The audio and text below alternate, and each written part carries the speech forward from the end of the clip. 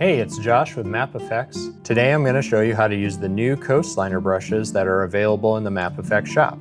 This is a new tool I created that has all the textures and details already baked into it, so all you really need to do is just draw and see it appear on your screen. Let's get into it.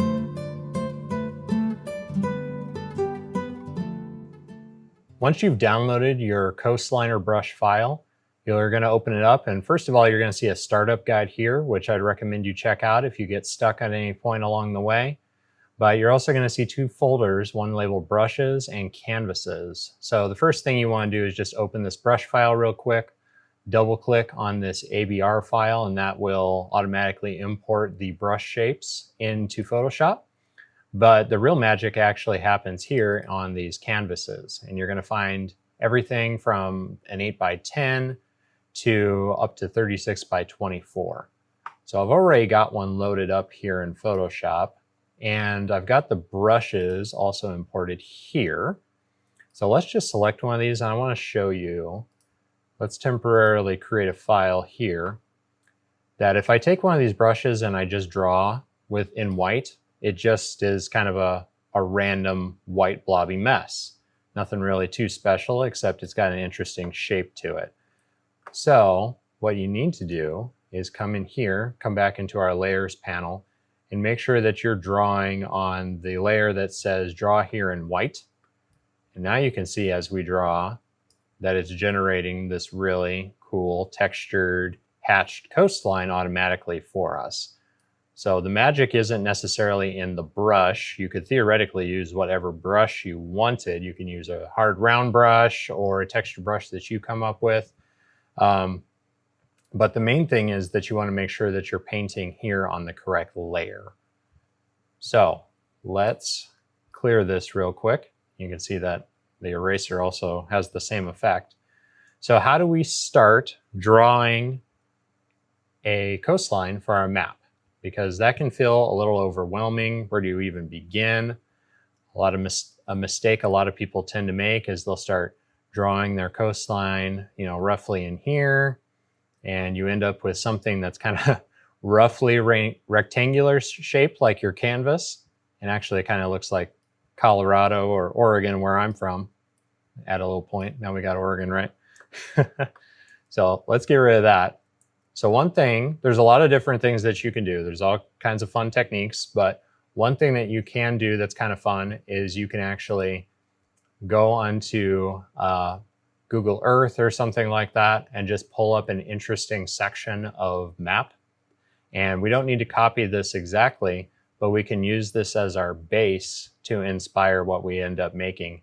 And you can kind of see that one of the keys is I've got sections of this map that are going off the edges. So the world feels much bigger and expansive. You don't need to fit everything on one little rectangular shape, and that kind of helps prevent that issue. So what I'm going to come in and do is come into this reference map, and I'm just going to turn the opacity down a bit just so I can see it. I'll maybe leave it a little bit higher so you can see better. And then I'm going to come back in here to the draw here in white layer, and all I'm going to do is just roughly follow the outline of this shape. Doesn't need to be perfect. There's a few different ways that you can actually draw out your coastlines. You can either primarily draw them out like I am right now, but I actually prefer to kind of block them in and then erase away the edges of the coastline down to the shape that I want. There's just something about the look that I prefer, and it kind of feels like, the wind and waves are carving into the shoreline like they would be naturally, so you can end up with some cool shapes. So all I'm going to do is just roughly follow this. You can see I'm even kind of like going over the tops of these islands here. I'm not worrying about being very precise at all. I'm really just kind of filling this in.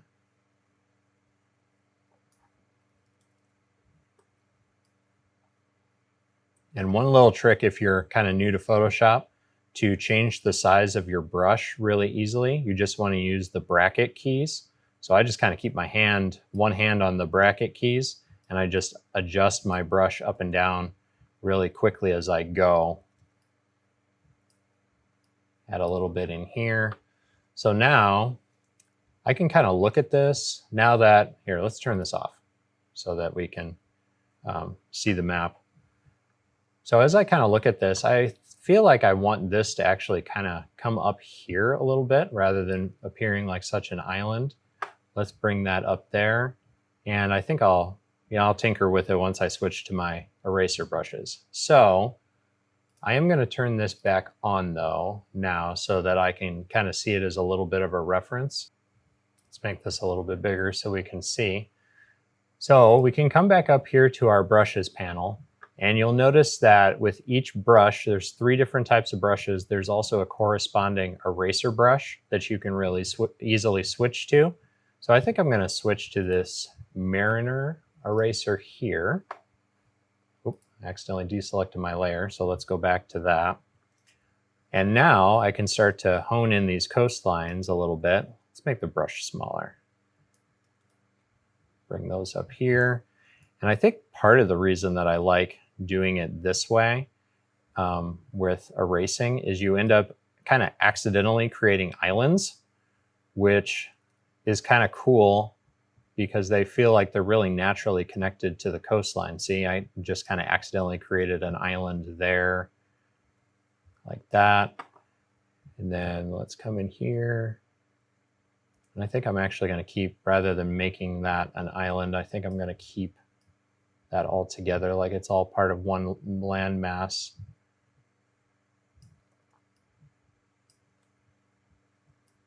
And again, I'm just switching between my bracket keys in order to adjust the size of the brush really quickly.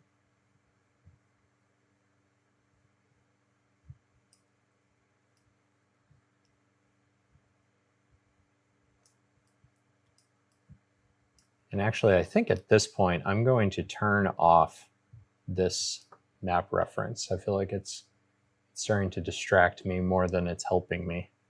Yeah, because now I'm not trying to necessarily match exactly what I had. I'm trying to create something different based on what I'm seeing on the canvas. So let's do this. I think I want to have a couple of little inlets.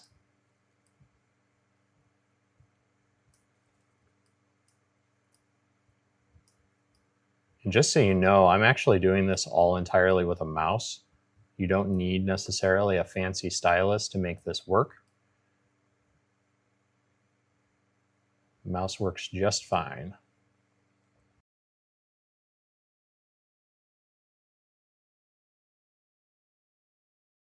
Let's zoom in a little bit so we can see a little bit better. There we go.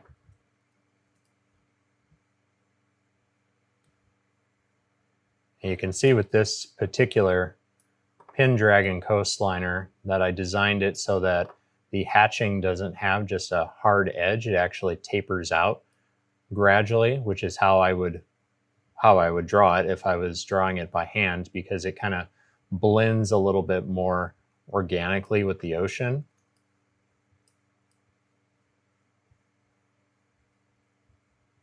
There we go. Let's come over here and see what we want to do with this. And one thing you can do is let's switch to, I kind of have a more random shaped brush that you can see right here. Let's just stamp this once and see what it does. That's pretty cool. I like that. Let's see. Let's stamp it again right there. Maybe right in the middle there. Let's push it back a little further. Awesome. That gives us a little bit of randomness. That's kind of fun. And then we can go in and hone that a little bit so that they don't look too similar.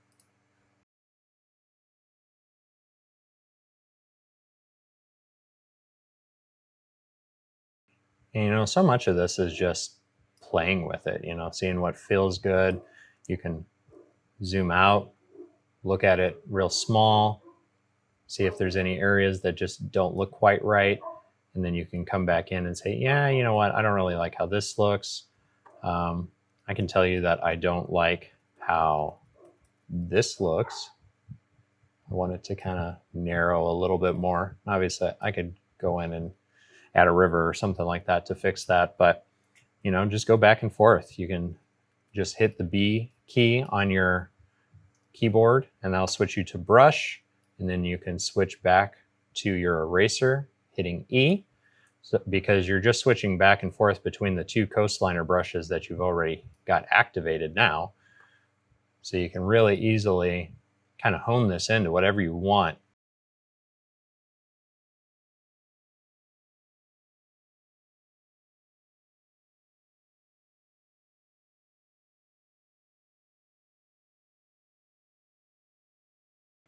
And I can honestly tell you I'm not working on a reference. I do not have a plan. I am literally just doing this on the fly. So I have no idea how it's going to turn out, but I think it's going to be all right. Okay, so I mean, this is our basic outline. Like I said, we can keep coming back here and noodling with this a little bit. You can determine, you know, a lot of these coastlines may be just generally too sharp. You know, we could come in here and kind of smooth some of these areas out a little. Whoop, actually, I don't want to get rid of my islands. I like my islands. So we can kind of take some bigger blocks out, hone this in. Let's say that this actually cuts off there. Have that cut off there.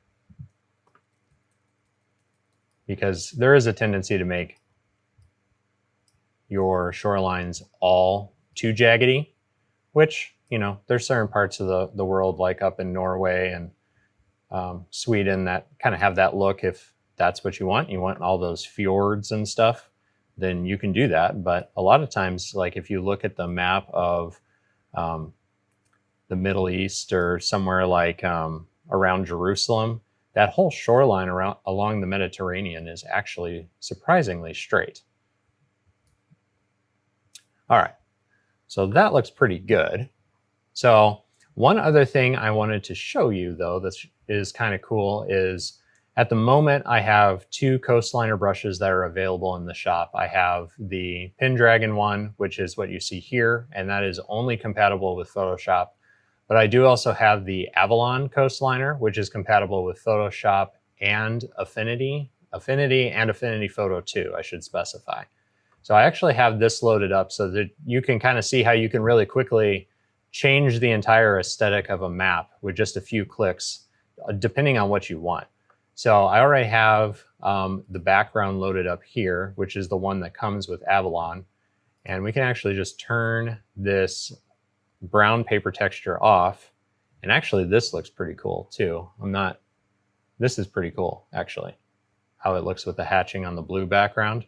But what I was going to show you is if you actually double click on the layer that you were drawing on and click on FX here, it's going to open your layer style panel, and you can come up here to styles. And if you actually already have these preloaded in here, so you can always, you know, do this. If you had Pendragon, click new style and create a new style, you can then load them up, and I can now switch to the Avalon Coastliner, and that instantly changes the entire look of the map.